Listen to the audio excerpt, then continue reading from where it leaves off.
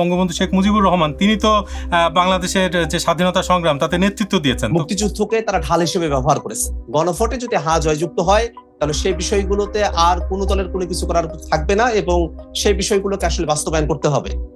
Deutsche ভেলের বন কার্যালয় থেকে সবাইকে স্বাগত জানাচ্ছি। আমি আরাফাতুল ইসলাম। প্রিয় দর্শক, আজকে আমাদের সঙ্গে অতিথি হিসেবে রয়েছেন আখতার হোসেন। তিনি বাংলাদেশের ত্রয়োদশ জাতীয় সংসদ নির্বাচনে রংপুর 4 আসন থেকে সংসদ সদস্য নির্বাচিত হন এবং জুলাই গণ অভ্যুত্থানে নেতৃত্ব দেয়া ছাত্র নেতাদের দল জাতীয় নাগরিক পার্টির সদস্য সচিব তিনি। জনাব আখতার হোসেন, ডয়চে ভেলে থেকে আপনাকে স্বাগত জানাচ্ছি। জি, আপনাকেও স্বাগত, ডয়চে ভেলেকেও অভিনন্দন জানাই। সাথে যারা দর্শক মন্ডলী আছেন, বাংলাদেশের নাগরিকরা দেশে এবং বিদেশে, আপনাদের সকলকে জাতীয় নাগরিক পার্টি এনসিপির পক্ষ থেকে শুভেচ্ছা এবং অভিনন্দন। শুরুতে আপনার কাছে যে বিষয়টি জানতে চাইব যে আপনাদের দলের একজন নেত্রী মনিরা শারমিন তার সংরক্ষিত নারী আসনে তার যে মনোনয়ন, সেই মনোনয়ন বাতিল করেছে নির্বাচন কমিশন। তো এই বিষয়টি কি আপনারা জানতেন না যে তার মনোনয়ন বাতিল হওয়ার একটা আশঙ্কা রয়েছে? এটা আইনগত টেকনিক্যালিটিসের প্রশ্ন এবং সেই টেকনিক্যালিটিসের পক্ষে এবং বিপক্ষে নানা ধরনের যুক্তি রয়েছে। এই কারণে এটা শতভাগ নিশ্চয়তার সাথে সেটা বলার সুযোগটা এখনো পর্যন্ত আইনগত জায়গা থেকে নেই। কিন্তু যেটা বলা হচ্ছে যে এই মনিরা শারমিনের বিশেষ করে তার যে মনোনয়ন বাতিল হতে পারে সেটা গত জাতীয় নির্বাচনের আগে থেকেই আসলে এটা আলোচনায় ছিল। বিশেষ করে তার যে কৃষি ব্যাংকের চাকুরি ছাড়ার পরের যে সময়সীমা, সেই সময়সীমা 3 বছর হতে হবে, এরকম একটা নিয়ম রয়েছে। যদিও মনিরা শারমিন বলেছেন যে তিনি আইনজীবীদের সঙ্গে পরামর্শ করে দেখেছেন যে এটা সমস্যা হওয়ার কথা না, কিন্তু আমরা দেখতে পাচ্ছি এখন এই সমস্যাটা হচ্ছে। তো এইরকম যে একটা ঝুঁকি, এই ঝুঁকিটা কি আপনারা জেনে বুঝেই নিয়েছেন? আসলে জাতীয় নাগরিক পার্টি এনসিপি, আমরা আমাদের যে প্রার্থী আছেন মনিরা শারমিন, আমরা তার সাথেও কথা বলেছি, আমরা আমাদের ফোরামে কথা বলেছি এবং নানা লয়ারদের সাথেও আমরা কথা বলেছি।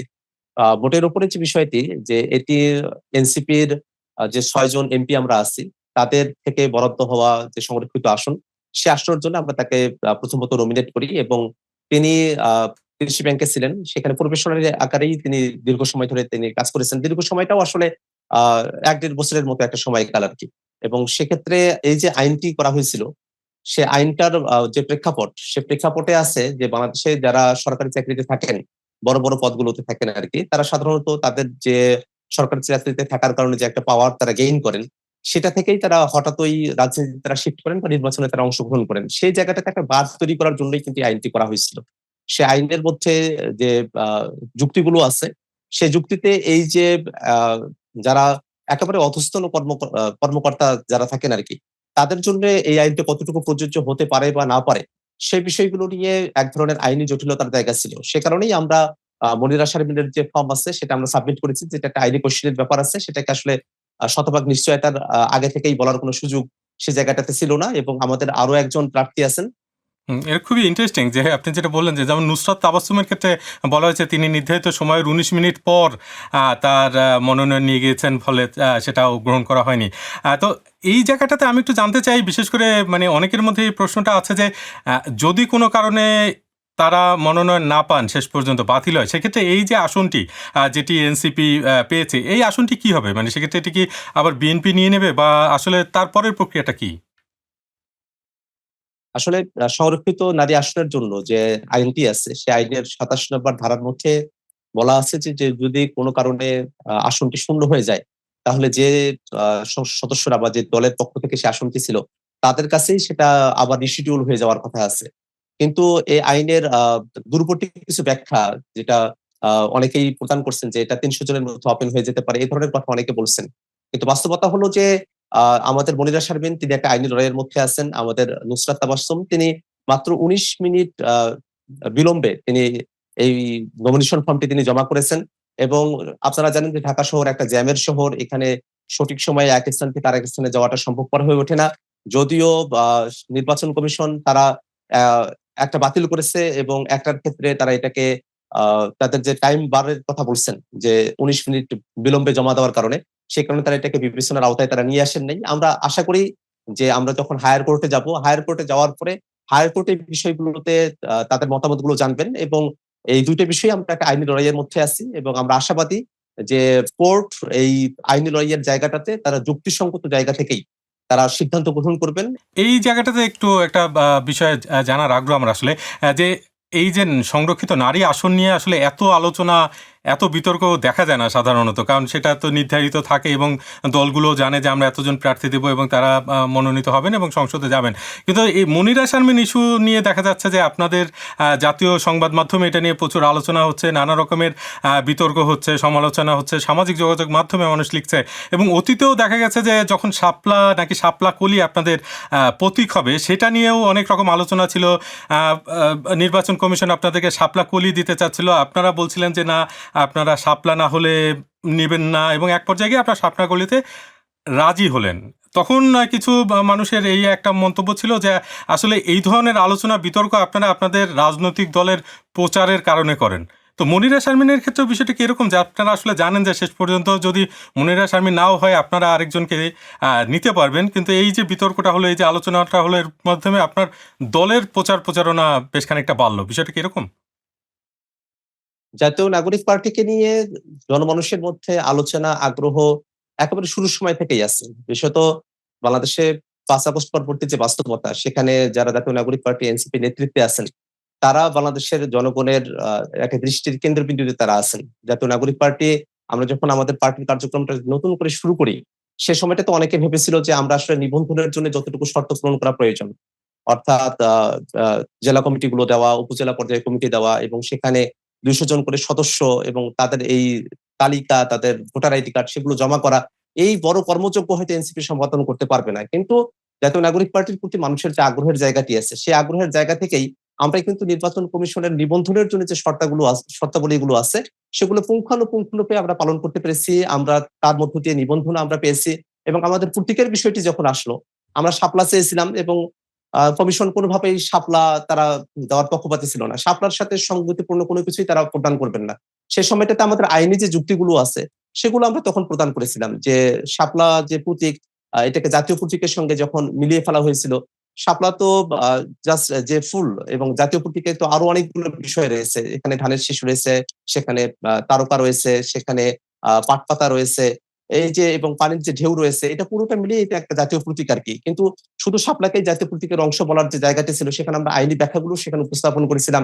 শেষ মুহূর্তে গিয়ে নির্বাচন কমিশন তারা আমাদেরকে শাপলাকুলি প্রতীক দিয়েছে।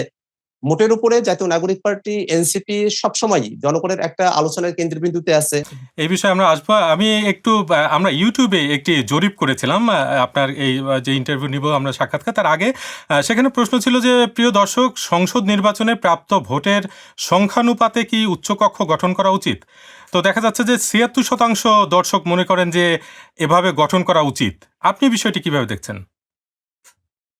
আমরা দীর্ঘ সময় ধরে এই দাবি জানিয়ে এসেছি যে বাংলাদেশের যে উচ্চকক্ষের বাস্তবতা, সেটা হতে হবে যে ভোট আছে সে ভোটের পিয়ার অনুযায়ী।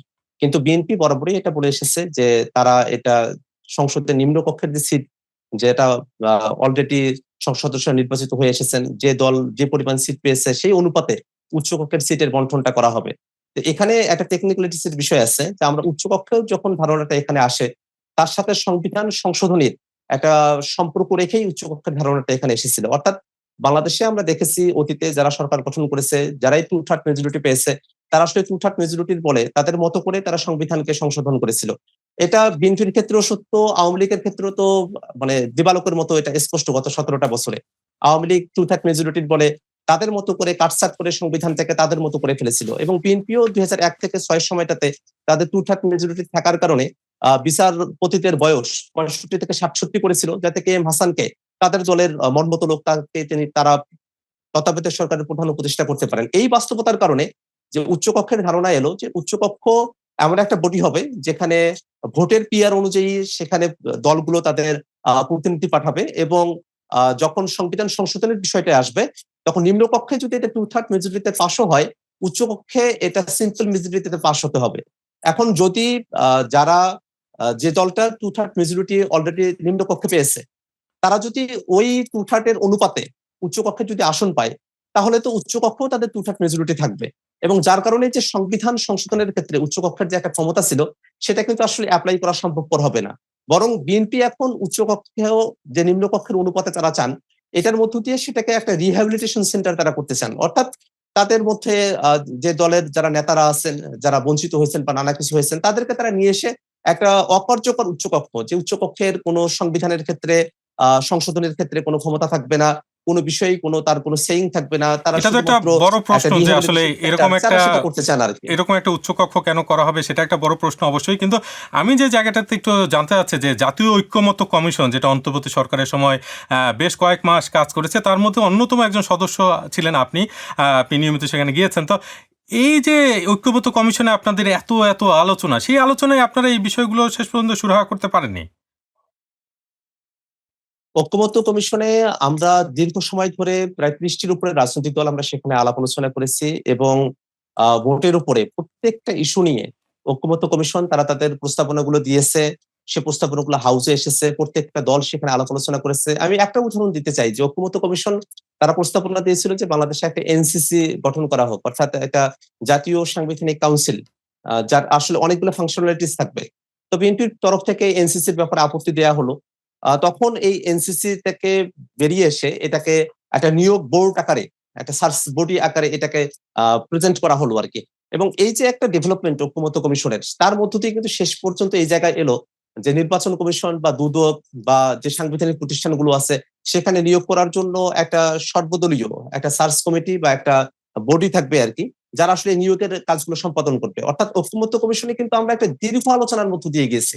কিন্তু বাস্তবতাটা হলো যে বিএনপি তারা ঐক্যমত্য কমিশনে তারা সংস্কারের যে মূল প্রস্তাবনাগুলো আছে তার বাইরে গিয়ে তারা অবস্থান গ্রহণ করতেন, এবং সর্বশেষ যখন সকলের মধ্যেই আলোচনাটা হলো যে যে ধরনের প্রস্তাবনাই এখানে দিয়েছে কিনা আমরা এটাকে গণভোটে দেই, এবং গণভোটে যদি জনগণ হায়ের পক্ষে অবস্থান গ্রহণ করে তাহলে জনগণের যে হায়ের প্রতি সমর্থন সেটাই সব থেকে চূড়ান্ত বিষয় হবে, যেটা বিএনপির বর্তমানে যিনি স্বরাষ্ট্রমন্ত্রী আছে সালাউদ্দিন আহমেদ, তার বক্তব্য আপনারা জানবেন যে তিনিও বলেছেন যে গণভোটে যদি জনগণ হায়ের পক্ষে ভোট দেয় তাহলে সেই বিষয়টাই সব থেকে চূড়ান্ত বিষয় হয়ে দাঁড়াবে। এবং যখন আমরা সবগুলো বিষয় নিয়ে আলোচনা করেছি, আলোচনা করার পরে সিদ্ধান্তে এসেছি, এবং সেই সিদ্ধান্ত বাস্তবায়ন করার জন্য গণভোটের ফর্মুলা পর্যন্ত এসেছে। সেই গণভোট পাশ হয়ে যাওয়ার পরে এখন বিএনপি একেবারে শুরুর দিনে, শপথ গ্রহণের দিনই তারা সংবিধান সংস্কার পরিষদের শপথটা তারা গ্রহণ করলেন না। অর্থাৎ বিএনপি চায় তারা তাদের মতো করে রাষ্ট্র ক্ষমতাকে তারা পরিচালনা করবে, তার মানে আপনি বলতে এবং চাচ্ছেন যে যে সংস্কার প্রস্তাবনাগুলো নিয়ে আসা নির্বাচনের আগ পর্যন্ত গণভোটে যে ফলাফল হয়েছে, মানে গণভোটে তো মানে গণভোটের যে 4টা পয়েন্ট, সেখানে তো এই বিষয়টা এসেছে যে এই গণভোটের পর তো আসলে নোট অফ ডিসেন্ট থাকছে না। মানে রাজনৈতিক দলগুলো যে না। নোট অফ ডিসেন্ট দিয়েছে জুলাই জাতীয় সনদে, সেখানে মানে যাতে না থাকে নোট অফ ডিসেন্ট, সেজন্য এই গণভোট, তাই তো? মোটের উপরে আমরা তো অনেকগুলো প্রস্তাবনা নিয়ে আলোচনা করেছি, এবং আপনি খেয়াল করে দেখবেন যে যে গণভোটের যে 4টি প্রশ্ন সেখানে কয়েকটি ধাপ এখানে বর্ণনা করা হয়েছে। সেখানে কয়েকটা বিষয় আছে, যেমন তত্ত্বাবধায়ক সরকারের যে নতুন ফর্মুলা বা সাংবিধানিক প্রতিষ্ঠানগুলোতে যে নিয়োগ এবং উচ্চকক্ষ, এটা যে পিআর এর ভিত্তিতে হবে, এই কয়েকটা বিষয়কে একেবারে সুনির্দিষ্ট করা হয়েছে প্রশ্নের মধ্যে। জি। এবং ওখানে 30টি বিষয় এরকম আছে যে বিষয়গুলোতে আসলে রাজনৈতিক দলগুলোর মধ্যে সবার মধ্যে একটা ঐক্যমত্য আছে আরকি। আবার এমন অনেকগুলো বিষয়ের কথাও সেখানে বলা আছে যেটা রাজনৈতিক দলগুলো তারা তাদের ইশতেহার অনুযায়ী সেটাকে বাস্তবায়ন করতে পারবে। অর্থাৎ এই যে গণভোটের প্রশ্ন, সেখানে কিন্তু ৩টা আসলে ডিভিশন করা ছিল। কিছু বিষয় ছিল যে বিষয়গুলোতে এখানে নোট অফ ডিসেন্ট এর কোনো আলাপ নেই। কিছু বিষয় আছে যে বিষয়গুলোতে আসলে সবার মধ্যে ঐক্যমত্য হয়েই আছে, সেখানে নোট অফ ডিসেন্ট আগে থেকেই নেই। আর কিছু বিষয় আছে এরকম যে বিষয়গুলোতে দল তাদের মতো করে তাদের ইশতেহার বাস্তবায়ন করতে পারে। কিন্তু মোটা দাগে ওই গণভোটের মধ্যে এই তত্ত্বাবধায়ক সরকারের নতুন ফর্মুলা বা উচ্চকক্ষ পিআর এর ভিত্তিতে, নিম্নকক্ষের পিআর না, ভোটের পিআর অনুযায়ী হবে, সেই যে ফর্মুলার কথা ওখানে বলা আছে। এবং এই যে সাংবিধানিক প্রতিষ্ঠানগুলো আছে, অর্থাৎ দুদক, নির্বাচন কমিশন, পিএসসি, সেই প্রতিষ্ঠানগুলোতে নিয়োগ করার জন্য আলাদা একটা নিরপেক্ষ এবং একটা সর্বদলীয় একটা বডি থাকবে। সেই বিষয়গুলোতে আসলে বিএনপি তারা নারাজ। তারা আসলে এটা গণভোটে যে জনগণ এটাতে হ্যাঁ এর পক্ষে অবস্থান নিয়েছে, সেই বিষয়টাতে তারা নারাজ, এবং তারা কোনোভাবেই এটা চায় না যে কোনোভাবেই তত্ত্বাবধায়ক সরকারের নতুন যে ফর্মুলা, সেই ফর্মুলাটা এখানে অ্যাডপ্টেড করা হোক। তারা তত্ত্বাবধায়ক সরকারের পক্ষে, কিন্তু ত্রয়োদশ সংশোধনীতে যেভাবে আছে ঠিক সেভাবে। কিন্তু মানে আমি আমরা তো আরেকটু ত্রয়োদশ পরিষ্কার হওয়ার সংশোধনীতে জন্য লুফলস আরেকটু গুলো পরিষ্কার হওয়ার জন্য যদি আমি যাই, যে গণভোটে যে প্রশ্নগুলো ছিল তাতে তত্ত্বাবধায়ক সরকার ব্যবস্থা, সাংবিধানিক প্রতিষ্ঠানের নিয়োগ, উচ্চকক্ষের গঠন পদ্ধতি ও ক্ষমতা, সংবিধান সংশোধন পদ্ধতি। তো এই যে মৌলিক সংস্কার যেই বিষয়গুলো গণভোটের প্রশ্নে এসেছে, সেইখানে বিএনপির যে নোট অফ ডিসেন্ট আছে, সেই নোট অফ ডিসেন্টের গুরুত্ব থাকছে কিনা গণভোটের ফলাফলের কারণে? গণভোট এখানে জনগণের এর মধ্যে দিয়ে একটা সার্বভৌমত্ব প্রকাশিত হয়। এটা শুধুমাত্র আর মেয়ার কোন রাজনৈতিক দলের অবস্থানের বিষয় হিসেবে থাকে না, এটা জন অবস্থান। যেহেতু 70% ভোটে জনগণ এই প্রস্তাবনাগুলোকে তারা হ্যাঁ বলেছে, তারা সকলেই প্রস্তাবনাগুলোর পক্ষে অবস্থান নিয়েছে। সেই জনগণের প্রস্তাবনার পরে তার বাইরে গিয়ে অবস্থান গ্রহণ করার কোনো সুযোগ নেই। কিন্তু তারপরেও বিএনপি এই যে আপনি তারা যে বললেন যে গণভোটের সুযোগ পক্ষে নেই, হ্যাঁ এটা কি প্রচারণা নির্বাচনের করেছে। আগে পরিষ্কার হয়েছিল? মানে আপনাদের ঐক্যমত্য কমিশনের আলোচনায় কি এটা পরিষ্কার ছিল যে আসলে এই গণভোটের কারণই হচ্ছে এটা, যাতে এইসব বিষয়ে নোট অফ ডিসেন্টের কোনো কার্যকারিতা না থাকে? ঐক্যমত্য কমিশনে আমাদের অন্য যে দলগুলো আমরা আছি শুধু তাদের আলাপ না। আপনি ঐক্যমত্য কমিশনে জাতীয়তাবাদী দলের পক্ষ থেকে বর্তমান স্বরাষ্ট্রমন্ত্রী সালাউদ্দিন আহমেদ তিনি সেখানে প্রতিনিধিত্ব করতেন। আপনি তার সংবাদ সম্মেলন দেখতে পারেন। সেই সংবাদ সম্মেলনে তিনি স্পষ্ট করে বলছেন যে বিষয়গুলো গণভোটে যাবে। গণভোটে যদি হ্যাঁ জয়যুক্ত হয় তাহলে সেই বিষয়গুলোতে আর কোন দলের কোনো কিছু করার থাকবে না এবং সেই বিষয়গুলোকে আসলে বাস্তবায়ন করতে হবে। এবং সেই যে গণভোটের যে ফলাফল সেটা যে কতটা ক্ষমতা সম্পন্ন এবং সেখানে যে আর কারো কোনো আলাপ থাকতে পারে না। সেই বিষয়টাতে সালাউদ্দিন আহমেদের সেই সময়ের যে সংবাদ সম্মেলন আছে, সেই জিনিসগুলো থেকেই আপনারা সেই বক্তব্যগুলো পরিষ্কারভাবে জানতে পারেন। অর্থাৎ আমরা ঐক্যমত্য কমিশনে সকলে মিলে আলাপ আলোচনা করেছি। কিন্তু কোনো একটা দলের বাধার কারণে তো কোনো একটা ভালো সংস্কার আটকে থাকতে পারে না। যেহেতু এই বিষয়গুলো ছিল, যেহেতু সবগুলো বিষয়ে সবগুলো দল আসলে একমত হতে পারে নাই, সে কারণেই তো সরকার এই গণভোটের আয়োজন করেছে এবং প্রশ্নগুলো জনগণের কাছে দিয়েছে। যদি বিএনপির মনে হতো যে এই প্রশ্নগুলোতে তারা এগ্রি করে না, তাহলে তারা গণভোটের বিষয়ে তারা ন্যায়ের পক্ষে অবস্থান গ্রহণ করতে পারত। কিন্তু বিএনপি সে সময়টাতে জানতো যে যে এবারের যে জাতীয় নির্বাচন, সে জাতীয় নির্বাচনের সাথে গণভোট এই দুইটা বিষয়ের আসলে একটা অঙ্গাঙ্গ একটা সম্পর্কের জায়গা ছিল। অর্থাৎ মানুষেরা কাকে ক্ষমতায় নিয়ে আসবে সেটা যেমন তারা ঠিক করতে চেয়েছে, তেমনি ভাবে যাদেরকে ক্ষমতায় নিয়ে আসবে তারা আসলে দেশটা কেমন করে পরিচালনা করবে গণভোটের মধ্য দিয়ে এই প্রশ্নটারও মানুষ সুরাহা করতে চেয়েছে। এই কারণে তখন যদি কেউ গণভোটের বিপক্ষে অবস্থান গ্রহণ করত, জনগণ হয়তো তাদের বিপক্ষে অবস্থান গ্রহণ করতে পারতো। সে কারণে তারা কিন্তু তখন জেনে বুঝে গণভোটে হ্যাঁ এর পক্ষে বলেছে এবং যখন তারা আসলে টু থার্ড মেজরিটি পেয়েছে তার কারণে তারা এখন সংবিধান সংস্কার পরিষদের শপথ গ্রহণ থেকে তারা বিরত থেকেছে। তারা ভাবছে যেহেতু তাদের হাতে এখন টু থার্ড মেজরিটি রয়েছে, সংবিধানে তারা ইচ্ছে মতো তারা কাটাছেড়া করতে পারবে এবং সেক্ষেত্রে বিরোধী দল আমরা হয়তো আমাদের কথাগুলো বলবো, কিন্তু যেহেতু আমরা সংখ্যায় সেখানে কম এবং তাদের টু থার্ড এর উপরে মেজরিটি রয়েছে, তারা তাদের মতো করে যেহেতু সংবিধানকে এখন বিন্যাস করতে পারবে, কাটাছেড়া করতে পারবে, তাদের মতো করে এজেন্ডা সেখানে পুশ করতে পারবে। সে কারণে তারা এখন এই টু থার্ড মেজরিটির কারণে তারা এই সংবিধান সংস্কারের যে বিষয়টা গণভোটের মধ্য দিয়ে এসেছে সেটাকে তারা আর স্বীকার করতে চায় না। এটা তো একটা বাস্তবতা যে বিএনপি আসলে 2/3 বেশি আসন পেয়েছে এবং তারা সংসদে সেই মেজরিটি নিয়েই আছে, এবং তারা এখন বলছে যে তারা আসলে নোট অফ ডিসেন্ট সহ জুলাই সনদ বাস্তবায়নের যে উদ্যোগ তারা সেটা নিবে। তো সেক্ষেত্রে এই যে 70% ভোটার যারা হ্যাঁর পক্ষে ভোট দিয়েছেন, আপনারা বিরোধী দলে যারা আছেন, যারা এটাকে গুরুত্বপূর্ণ মনে করছেন, আপনাদের আর কি করার আছে? এটা আসলে সরকারের করার জায়গা এবং সেখানে বিষয়টা সরকারের সদিচ্ছার উপরে নির্ভর করে।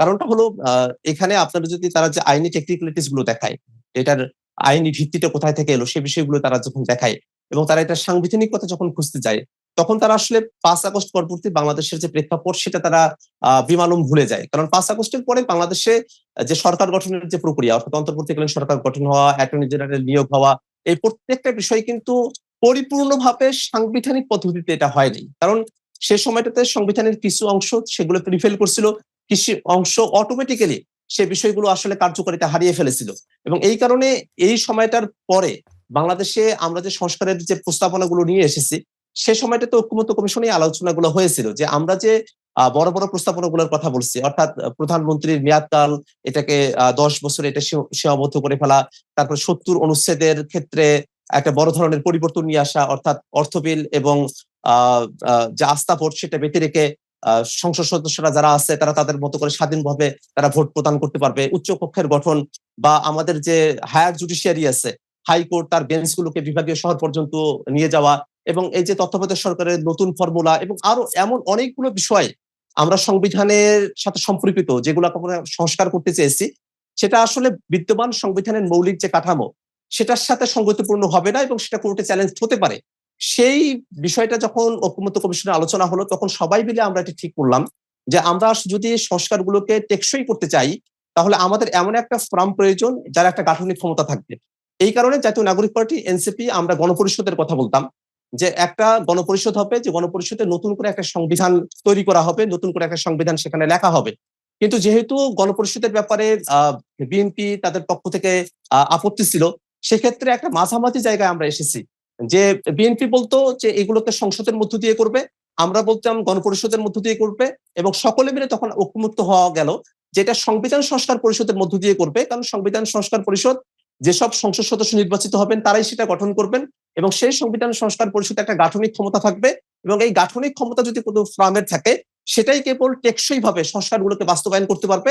একটা নতুন ভিত্তিমূল এখানে তৈরি হবে, এবং তার মধ্য দিয়ে যে সংস্কারের আইডিয়া গুলো আছে সেটাকে আমরা টেকসই ভাবে বাস্তবায়ন করতে পারবো। কিন্তু বাস্তবতা হলো যে ঐকমত্য কমিশনে এই যে আইনি ভিত্তি দেওয়া জুলাই সনদকে, সে বিষয়গুলোর যে ধাপগুলো বর্ণনা করা হয়েছিল, সেখানে কিন্তু এই সংবিধান সংস্কার পরিষদের আলোচনা আমরা সকলে মিলে করেছি, সেখানে গণভোটের আলোচনা আমরা সকলে মিলে করেছি। কিন্তু আজকের দিনে এসে সালাউদ্দিন আহমেদ স্বরাষ্ট্রমন্ত্রী তিনি বলছেন যে কোনোভাবেই সংবিধান নাকি সংস্কার করা যায় না, সংবিধান সেটা বিলুপ্ত হতে পারে, সেটাকে কাটাছেঁড়া করা যেতে পারে, সেটা সংশোধনী হতে পারে, সেটাকে নাকি সংস্কার করা যায় না, এই ধরনের আলাপটা তিনি দিয়েছেন।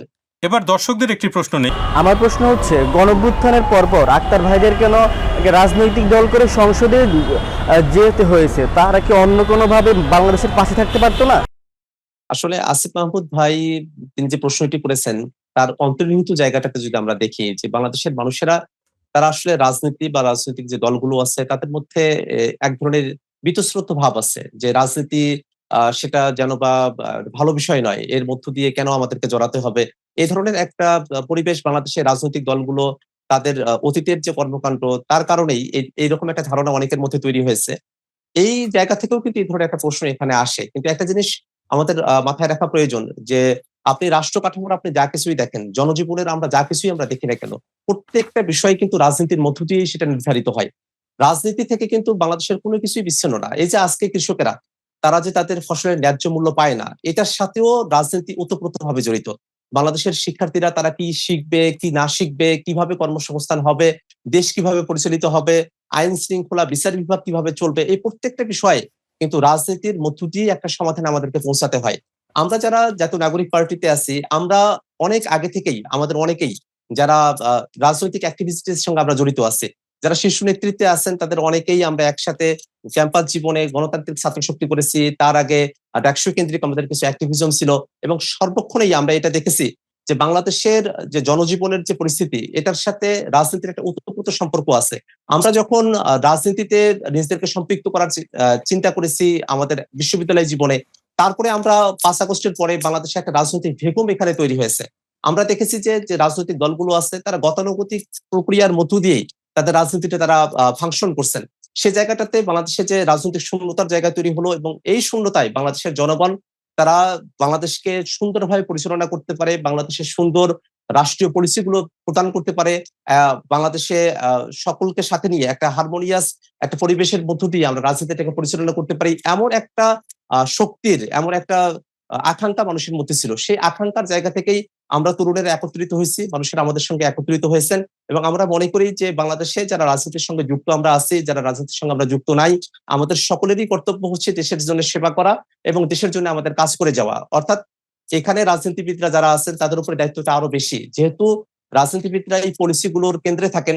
এই যে সংসদ বা সংসদের বাইরে সরকারের যে বিভিন্ন বিভাগগুলো আছে, সেগুলো তো প্রথমত রাজনীতিবিদরা যারা আছেন তারাই তো মন্ত্রী হন, তারাই তো আসলে এই মন্ত্রণালয়গুলোর পলিসিগুলো তারা ঠিক করেন। সেই জায়গাগুলোতে কিভাবে আমরা জনগণের যে বক্তব্য সেটাকে রাজনৈতিকভাবে উপস্থাপন করতে পারি, সেটাই আমাদের লক্ষ্যের জায়গা। আমরা মনে করি যে রাজনীতি শুধু ব্যক্তির স্বার্থে নয়, রাজনীতি অবশ্যই জনগণের যে বক্তব্য সেটা সঠিকভাবে জনগণের হয়ে উপস্থাপন করতে পারা এবং বাস্তবায়ন করতে নিয়ে আসতে পারাটাই রাজনীতির মূল লক্ষ্য, এবং সেই লক্ষ্যের জন্যই আমরা আসলে এনসিপি গঠন করেছি এবং আমাদের লক্ষ্যের দিকে আমরা অগ্রসর হচ্ছি।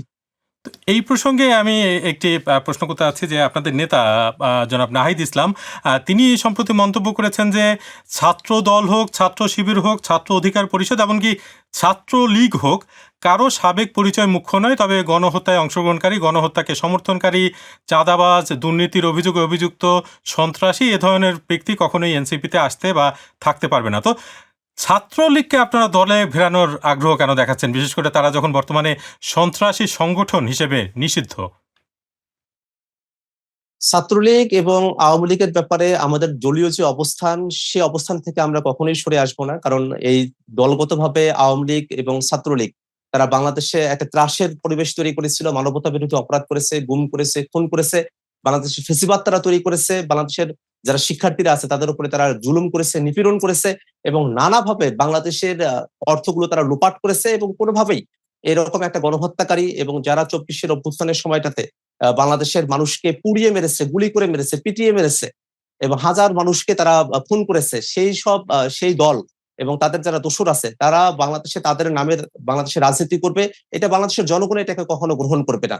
এখন প্রশ্ন হলো যে যারা এই অভ্যুত্থানের সময়ের আগে যারা হয়তো ছাত্রলীগে ছিলেন কিন্তু তাদের ব্যক্তিগতভাবে তারা কোনো অপরাধের সঙ্গে যুক্ত নন এবং এই ছাত্রলীগের অনেকেই আছেন যারা ওই জুলাইয়ের প্রেক্ষাপটে অর্থাৎ 17 জুলাই বা 16 জুলাই এই সময়গুলোতে যারা পদত্যাগ করেছেন ছাত্রলীগ থেকে, এমন অনেকেই আছেন যারা ছাত্রলীগ থেকে তখন পদত্যাগ করেছেন এবং অভ্যুত্থানের পক্ষে অবস্থান নিয়েছেন।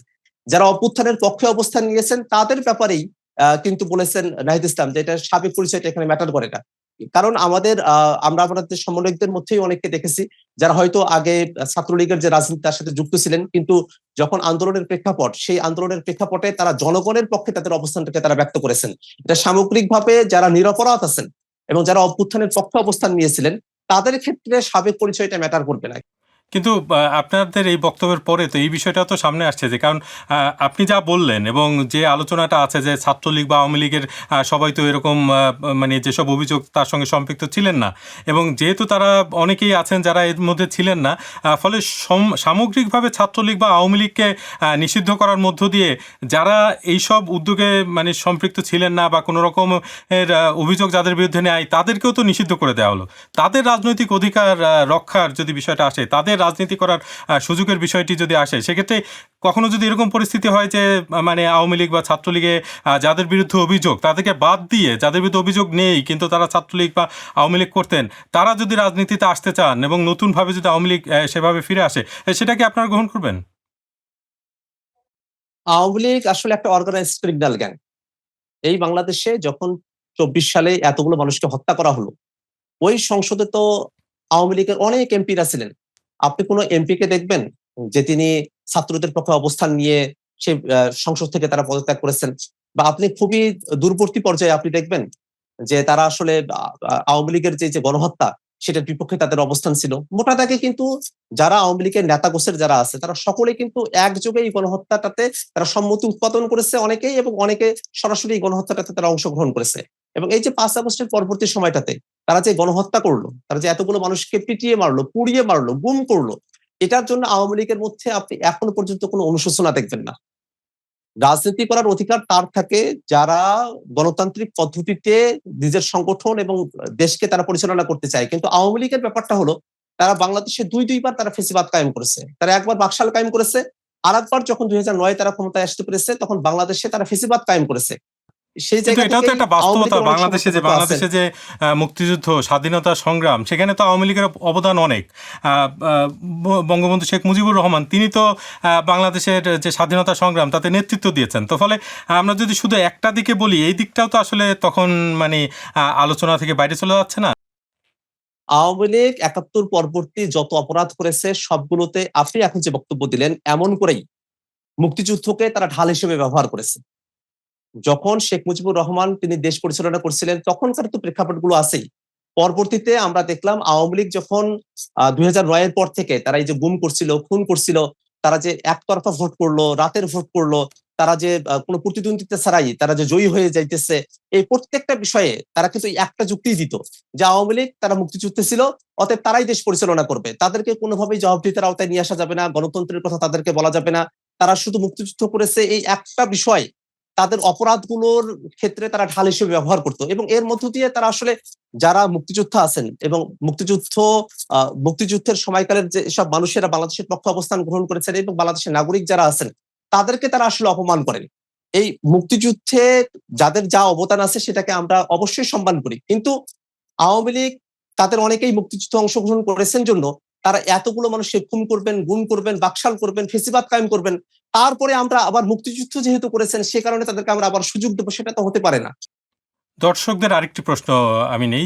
শহীদ শরীফ ওসমান হাদি হত্যা তো অনেকদিন হয়ে গেল, বাট বিচারের দাবি নিয়ে আপনি কবে সংসদে আর কি মানে কথা বলবেন? জাতীয় নাগরিক পার্টি এনসিপির সম্মানিত আহ্বায়ক এবং সংসদ সদস্য নাহিদ ইসলাম তিনি তার বক্তব্যে শরীফ ওসমান হাদি যিনি শহীদ হয়েছেন তার যে তাকে স্মরণ করেছেন এবং যে বিচার কার্যক্রম সেটার জন্য আমরা দাবি জানিয়ে এসেছি। আপনারা জানেন যে শরীফ ওসমান হাদি ভাই তিনি শহীদ হওয়ার পরে বাংলাদেশের যে আন্দোলন সংগ্রামগুলো অনুষ্ঠিত হয়েছে সেখানে জাতীয় নাগরিক পার্টি এনসিপি আমরা অংশগ্রহণ করেছি এবং আমরা মনে করি যে শরীফ ওসমান হাদি ভাই যেমনটা বলেছিলেন যে অন্তত বিচারটা কইলেন, তিনি যদি খুনও হয়ে যান যেন বিচারটা হয়, অর্থাৎ বিচারের মধ্য দিয়ে তো আসলে একটা ডিটারেন্স তৈরি হয়। যারা অপরাধী আছে তারা পরবর্তীতে অপরাধ করার ক্ষেত্রে একটা ডিটারেন্সের মধ্যে তারা পড়েন, একটা বাধার মধ্যে পড়েন। অনেকের জন্য এই বিচার সেটা অনেক অপরাধ সম্ভাব্য অপরাধ থেকে অনেক অপরাধীকে এটাকে দূরে রাখে। এই কারণে আমরা এটা মনে করি যে শরীফ ওসমান হাদি ভাইয়ের হত্যাকাণ্ডের বিচার শুধু এটা তার পরিবারের ন্যায় বিচার প্রাপ্তির বিষয় না, এটা বাংলাদেশের যে রাজনীতি, বাংলাদেশের যে আর্থসামাজিক পরিবেশ তার সাথে একটু ওতপ্রোতভাবে জড়িত বিষয়। এবং যারা খুনিরা আছেন তাদেরকে এখন ভারতে তাদেরকে গ্রেফতার করা হয়েছে, সেখানে একটা ট্রায়াল প্রসেস চলছে। আমরা সরকারের কাছে এটা আবেদন জানিয়েছি এবং এখনো আমরা আবেদন জানাচ্ছি যে অতি দ্রুত যারা খুনিরা আছেন তাদেরকে দেশে ফিরিয়ে নিয়ে আসা হোক এবং বাংলাদেশের যে আইন আছে সেই আইন অনুযায়ী খুনিদেরকে বিচারের আওতায় নিয়ে আসা হোক। জনাব আক্তার হোসেন, ডয়চে ভেলেকে সাক্ষাৎকার দেয়, আপনাকে অসংখ্য ধন্যবাদ। যে আপনাদেরকেও ধন্যবাদ। প্রিয় দর্শক, আগামী সপ্তাহে আমরা আবারও হাজির হব নতুন কোনো অতিথি নিয়ে। সে পর্যন্ত আমাদের সঙ্গে থাকুন। আর ডয়চে ভেলে বাংলা রয়েছে টিকটকেও, আমাদের সেখানেও অনুসরণ করতে ভুলবেন না কিন্তু।